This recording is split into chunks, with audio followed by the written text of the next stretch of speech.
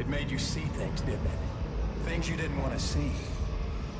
It spoke to me. What did it say, Isaac? What did it say to you, Isaac?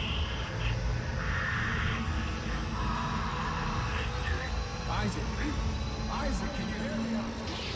What if I was to tell you there was no statistically significant link between violent media and violence in the analog world? I would hope none will find that to be an even remotely controversial attestation. It has remained a prominent refrain probably as long as storytelling has existed.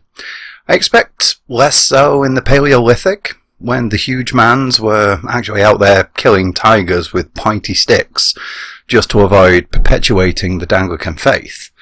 But hell, maybe even then, and before. After all, in fact, I have said for quite some time, we are less than 5 minutes out of the caves. Have you ever wondered why spiders and insects are so committed to crashing the party and setting themselves up as freeloading house guests?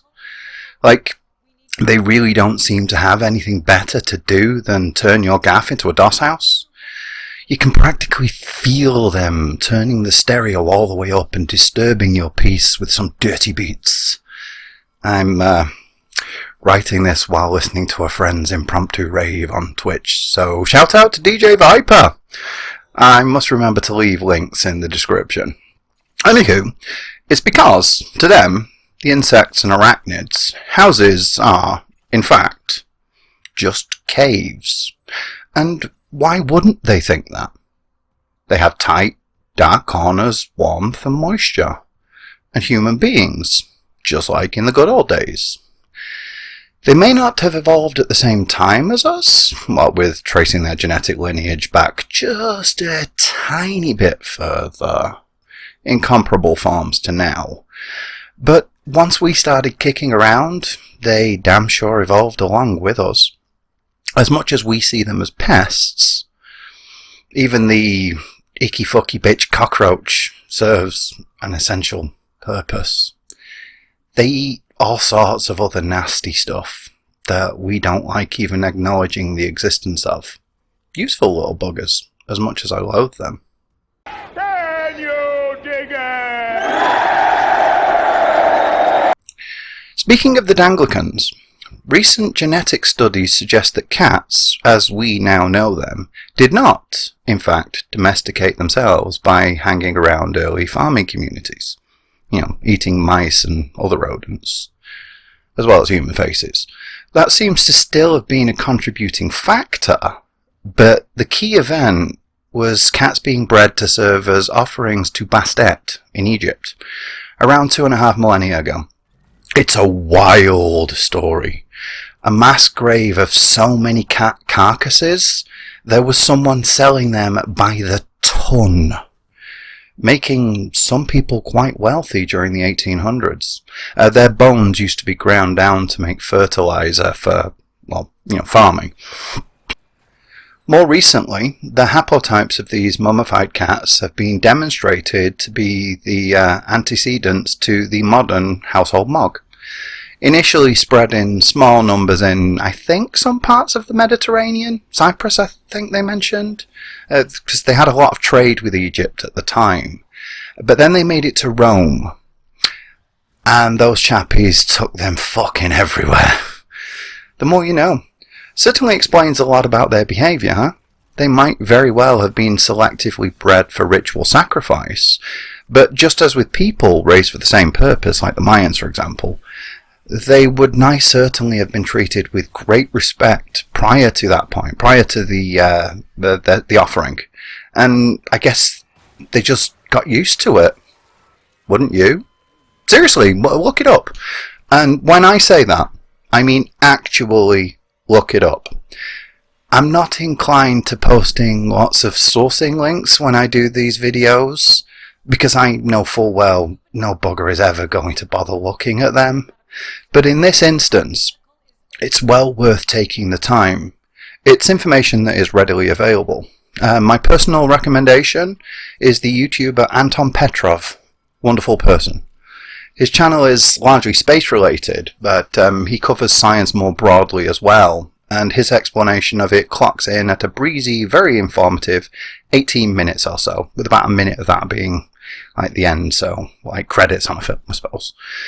But the point is, it won't take you long to catch up on all the details. Man, that really was a wild tangent, huh? Wait till I get going! Where was I?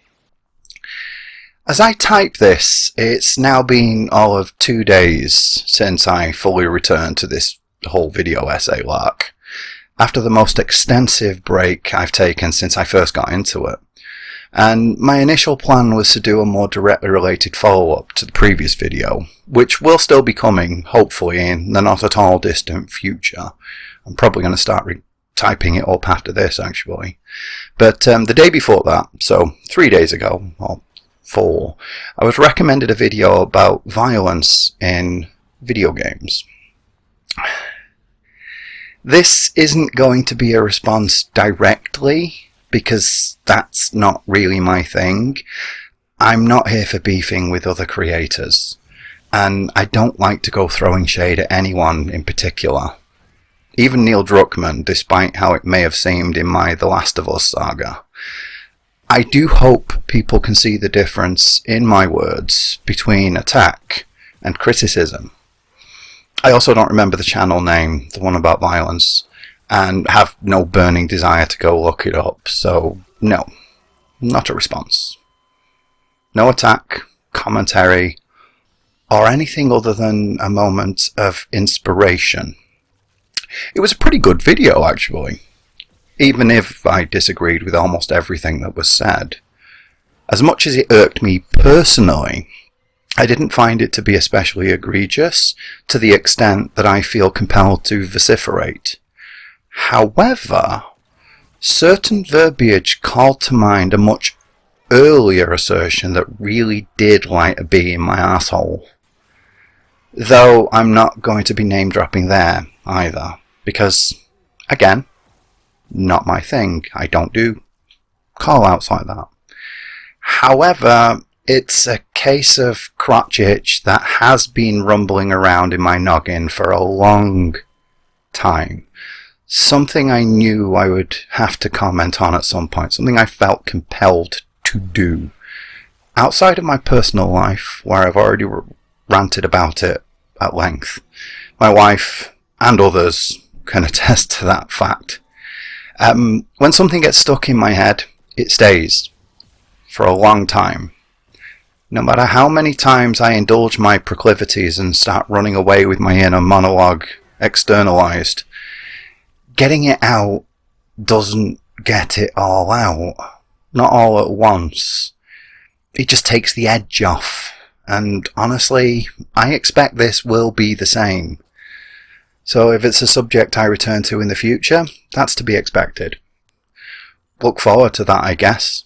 If not a full script around the specifics, at least as a tangential issue in other discussions or diatribes. You choose. Oh.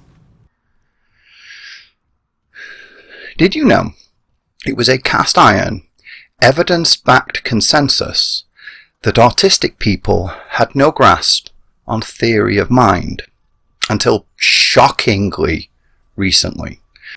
I mean, the very first person to ever receive the diagnosis of autism died only a little more than a year ago. That's how little and how short our understanding of the condition remains. And theory of mind itself is even younger. Only a couple years older than me, as it happens. Another fascinating subject. And I assure you, as always, all of these apparent tangents are directly related to the subject at hand. So please, indulge me a little further, because it will all start coming together. Directly related. All of it. Not just parallels. For those who don't know, and for my own sense of self, because I feel like It's just the way I am. Theory of mind relates to, well, the mind. Duh. More specifically, the ability for one animal, human or otherwise, to extrapolate what another knows and thinks. You could also call it empathy, I suppose, though I have deep misgivings of the very concept of empathy. Deeply deep. Deeper than deep, you might even say. Theory of mind is a tad more broad, though, also covering concepts like, well, one of the best demonstrations in my mind is with children. You might even be familiar with it. There'll be 2 cups or bowls or whatever on a table, boxes, whatever, with something underneath one of them. A sweet, sugared candy or toy or something like that. The item itself is immaterial to the end result. Anyway, it's underneath one of the objects and is shown to a child and an adult. Typically, the adult is one of the researchers, but again, that's not that important. The adult then leaves the room, and the item is moved somewhere else, under the other cup, box, whatever, in full view of the child, so they know it's now being moved. They're clearly shown that they've moved it to a new place. And when the other person returns, the adult, the child is then asked where they think the adult will think the sweets are. Logically, as I frickin' hope, fully developed adults, you'll know the other person is going to think it's under the first cup, because you are well aware they left the room and didn't see it being moved, even if they're in on it. You should know that they don't know that it's been moved, right? Adults should know this. That's the point. Children, however, generally expect the adult to know the same thing they do. So they'll point to the new hiding place. They'll say, I think that Joe thinks it's under this one. Depending on age, of course, it's the whole point. I think it's around 5 years that they start to put the pieces together. The age really doesn't matter all that much, though. The point is, it takes some time before the brain develops and experience enough accrues to be compos mentis of an external point of view. I mean, I'd argue a lot of people never genuinely reach that level at all. Not without active effort, at least. But that's another story. The point is, until very, very recently, like within my lifetime recently, prevailing wisdom was that autistic people, all of them, all of us, we never reach that point. Are not even capable of doing so. We cannot conceive that somebody else thinks differently than we do. There are a lot of people who still know this to be true. They are absolutely certain. They know it. It is fact, no matter how much evidence to the contrary they are exposed to. And no, I am not ignorant of the supreme irony of making a similar comment only a few moments ago, though I, at least, gave the clarifier of it not being an automatic response, in my defense. So, I hope I'm at least a tad more forgiving. Pessimistic, rather than a full-blown nihilist. You dig? I understood that reference. In The Last of Us Part 2, see, even the Druckmann drop was directly involved. When you kill an enemy, and their body is found, or if the death is witnessed in some way, other NPCs can call out the names, make comments about being friends or whatever, not just, there's a body over here, but directly humanizing the individual, the NPC that you dispatched. Now, full disclosure, I haven't finished the game, and I don't actually recall encountering anything like this for myself from what I have played, but it's been spoken about a lot, even before the game was released. And I'm sure there are videos out there that are compilations of this exact thing, never mind incidental moments in Let's Plays. So it's no great obtuse piece of arcane lore that is hidden away in the minutiae. my personal opinions on the idea aside, I think it's a bit try-hard, to be perfectly honest. It's a solid concept from the perspective of immersion. It wouldn't work so well in Barbie's Funhouse, maybe, but for games that aim to be as grounded as possible, one can easily put forth the argument that it fits the setting. It's the kind of thing people do under those circumstances, in the real world, or so I'm told. Interestingly enough, I've never been in a fungal apocalypse, fighting for my life on the regular, or anything even remotely comparable to that kind of situation. So I can't really speak from personal experience. But, well, I mean, when my kid fell over and bust her lip, the first thing I did was call out to her mother and let her know. And in my opinion, that counts, yeah? Kudos to anyone for getting that very odd reference. As previously stated, NPCs, or even PCs, chatter of that ilk, even the eponymous Pills here, do a lot of heavy lifting for humanizing video game characters. They can inform not only the world, setting, and events, but the personality of each individual character. A great one was one of the death lines in the Darkness 2's multiplayer.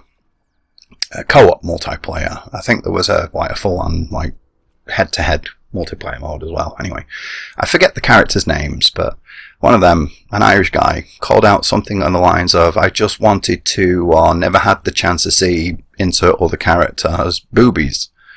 I'm pretty sure it was even contextual to the characters we were using at the time, because there were 2 of us playing, but 4 characters to choose from, I think. It's been a while, but we only played it the once, so can't say for certain, but I don't recall them ever mentioning the other playable characters, so it's a logical deduction on my part, I think. So, first of all, despite how some people seem to frame it, The Last of Us was not the first game to ever do anything like that. Far from it. Metal Gear Solid 2 wasn't the first one to play with the idea of talking to you as a player either. David Cage, of all people, did that. And it was on the Dreamcast, but I'm not sure where else it was. Anyway, far from it, though, to be fair, Naughty Dog did take it a lot further than most, the whole calling out other NPCs thing, with individual names for the generic heads that would typically be, well, generic heads, generic cannon fodder. And yeah, it really does help humanize them, I guess. A very effective little quirk that can greatly assist in formatting your headspace to be right there in the moment when playing the game. One could even argue it leads us to muse on the specifics of those 2 characters' relationships, making us wonder, did they bond over a hot cup of joe in their off time? Maybe they were a secret couple, a gay couple even, just about to pluck up enough courage to make it public to tell all their friends. All these possibilities we are inevitably driven to ponder. One could easily make that argument. And now, hey, would you look at that?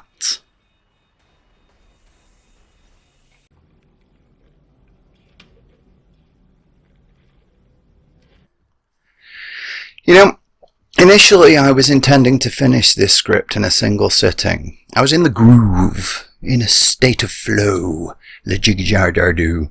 But, well, a little something I mentioned earlier ended up distracting me and sucking me into a night of Hunt Showdown on 1896 as it's now, whatever it's called now. It was a good night, by the way, and it led to me spending a few days musing about what I was going to say next with this, which prompted a memory I had completely forgotten about resurfacing.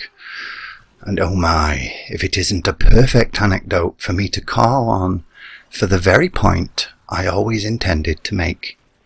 Next. All of those things I mentioned above, those musings about inter-non-player character interactions, clearly, I hope, I have the intellectual and emotional capacity to propose those kinds of possibilities, to make those links.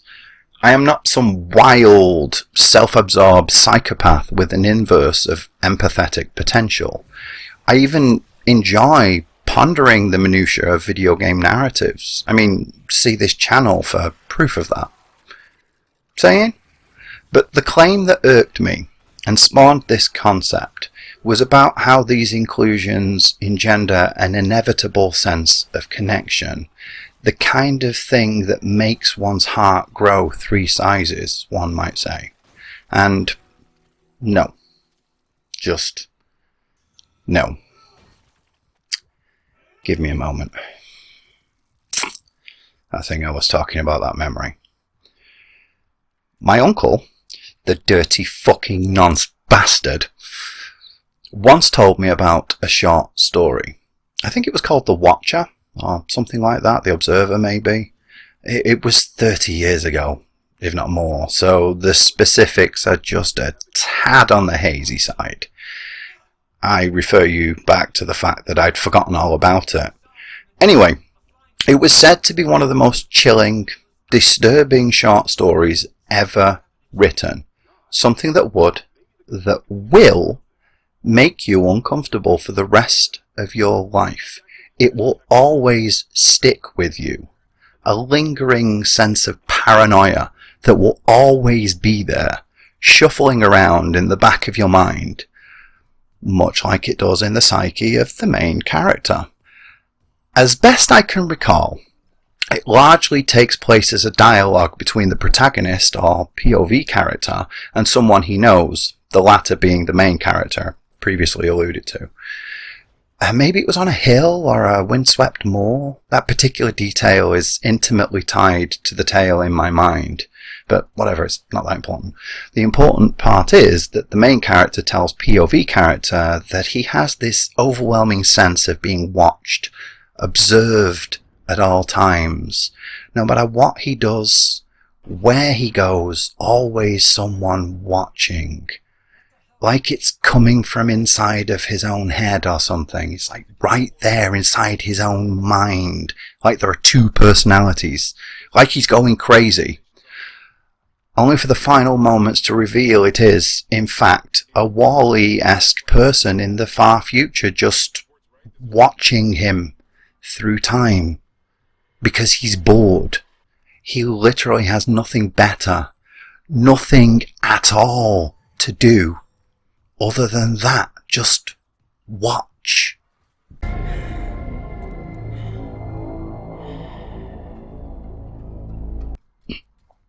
Pretty creepy, not gonna lie. The kind of thing with implications of being just close enough to maybe be possible someday. It was a good story, and it gave me something to chew on, metaphorically speaking. But staying with me forever? So fundamentally, viscerally unsettling that my life could never be the same again? Hardly. Because here's the thing. Individuals, yeah, are individuals. We are not all the same. We all have our own minds, our own thoughts, our own theory of mind. And though there are certainly broad trends that can be tracked across species, there are always those little nuances. There are always the curious statistical outliers. And here's the bit I really wanted to get to. That story, it was, and still is, precisely that. A story. A work of fiction. To coin a phrase, it doesn't do a real, beyond being a real story that actually exists. And honestly, even when it does, even when it is real people, real experiences, even our own experiences, time does a lot, a hell of a lot, of heavy lifting on recontextualizing things. Like, I lived in poverty for a significant chunk of my adult life. By this stage, at the age of 45, it still remains a span of time more than half of my adult life. And when I say poverty, I mean actual poverty. Not the can't afford Netflix and bills kind of poverty. Not even the not knowing where the next meal will come from. I mean the kind of poverty with not knowing if there will even be a next meal. So I know what it's like to live in poverty. Right? No. No, I do not. I remember what it was like to live that way. I have the memories, abstracted by time, of the reality of that situation. I know how I feel about how I was living at the time. I know how it felt. I know how I feel now. But can I honestly, sincerely claim that I know what poverty feels like right now? Do I know what it's like to live with it now? I think I have a good grasp. I feel like I can relate, but I'm not living it. Not anymore. I carry the wounds with me, and likely always will, barring a metamorphosis into Giancarlo Esposito.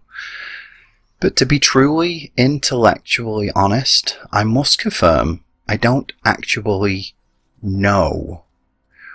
More importantly, I don't know how anyone else feels about it, even the exact same circumstances. Nobody does. Nobody knows my inner mind palace better than I do. You simply cannot. I don't care how fervently you claim to be a dark empath or whatever the balls. You are quite literally deluding yourself. A generally harmless, even helpful delusion, but a delusion nonetheless. And if you take umbrage with that claim, that's fine. You're allowed to do that. But I persist. I insist upon myself that it will ever be the truth of the matter, the facts of the case. It is probable that this will never change. Maybe, but probably not. We can only ever have an idea, based on our own perception, a simulacrum of another's internal world. Moving on. So that other claim, no, I didn't forget. But just a tad more context, please bear with me. Another brief tangent. We all know that clip of Quentin Tarantino. You know the one? Because it's fun, Jan! We all know that part. That specific iteration. But do you remember what came after? Jan, the interviewer, I guess, suggesting that doing the same thing, the kind of things in Tarantino's films, to someone on the street? That part always fucked me right the fuck off. Because, again, and say it with me, it doesn't real. When Tarantino makes a film, that's a film. Fiction. It is not the same as cutting off a cop's ear in real life. Nobody, at least nobody sane, is advocating that we should do anything even remotely comparable. It's fantasy, not the world of the real. There is a very clear, immensely significant divide between the two, fantasy and reality. Like, I grew up in the 80s, and we were always told, don't believe everything you see on TV or read or whatever. And we really should go back to reminding people of that. Because even news reports are filtered through a personal perspective, a personal bias. No matter how determined one may be to remain impartial, to just state the facts as they are, even things as seemingly innocuous as verbiage and tone of voice will affect their delivery your mood at the time can change how you put it forward. You know, if you're hungry, you're going to be a bit more cranky. You could be hangry. There was one person who expressed concern about how easily some people can compartmentalize between real life and fiction. This is the claim I was really getting to. It disturbed them how someone could play a game and not just do what I do, treat it as a game, a piece of fiction. Whilst and yes, that was the claim I was leading up to. I really should read these ahead. But I am deeply apoplectic that there are people who can't distinguish so easily between fantasy and reality. No, that right there, yeah, that scares me. The very idea that anyone could think that way is terrifying. It is legitimately scares me. Because history has borne out, when people do think that way, when people do see fantasy as a real thing, it doesn't tend to end very well, to put it very, very mildly. The kind of people who do not draw a clear delineation between fact and fiction, those kinds of people actually do act out what they see. They do take inspiration and will cut the ear off of a random person on the street. It's not the art that is making the person violent, though. It's not that.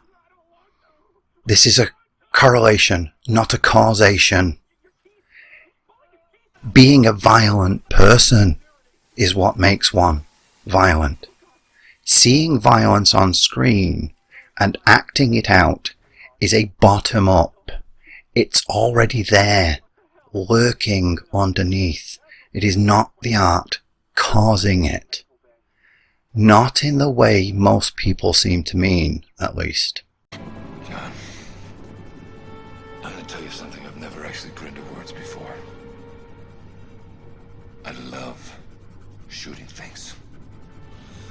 Remember that guy who decided to shoot the president? Reagan, I mean. Hinckley, I think his name was.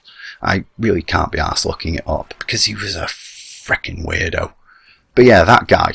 The one who watched Taxi Driver and decided the, 12, 13-year-old Jodie Foster would jump straight on his dick if he shot Reagan? Yeah, that guy. He wasn't inspired by the film. He was a complete twat with some deeply disturbed ideas about the world. It may have been the film which planted the seed in his mind. He may have been watching it. However it did that, I don't know. I haven't actually seen the film, so I can't honestly say if it has any relevance to the actual events. I think that Travis Bickle, isn't it? I think he tries to kill somebody. There's the whole, practicing in the mirror thing. I've seen clips, but I've never seen the full film. Anyway, I can say, quite firmly, it wasn't the film itself. Film didn't cause it. Him being a fucking weirdo is what caused him to think that he could shoot somebody and then have sex with a 12-year-old girl. Weird. Deeply weird. And hey, full disclosure, I've seen, read, whatever, things and wanted to try them for myself. Most of the time it's innocuous stuff, like wanting to try skydiving, for example. Looks cool in films, Other things, let's say I've taken inspiration for some more personal, private pursuits. But never anything illegal. Well, not illegal in most places. Because, some countries have made the weirdest things illegal. Like how it's illegal to drive chickens down some street in London or other. It's just odd. I don't know why. Why chickens? Why that one street? Because I believe the street... I've mentioned this in another video, I'm sure I have. The street's something like 50 feet long, but you can't drive chickens along it. Or hackney carriages, in the UK, they have to have a bale of hay for the horse, because they used to be horse-drawn carriages, and they made it animal rights activists said you need a bale of hay so that the horse can eat. They're now cars, but anyway. But no. stuff like that. It's things I've been inspired. It's nothing like wanting to eat someone's face or whatever. Wanting to cosplay as Deadpool and act really gregarious is not the same as wanting to cosplay Deadpool and kill 50 people with a pair of katanas.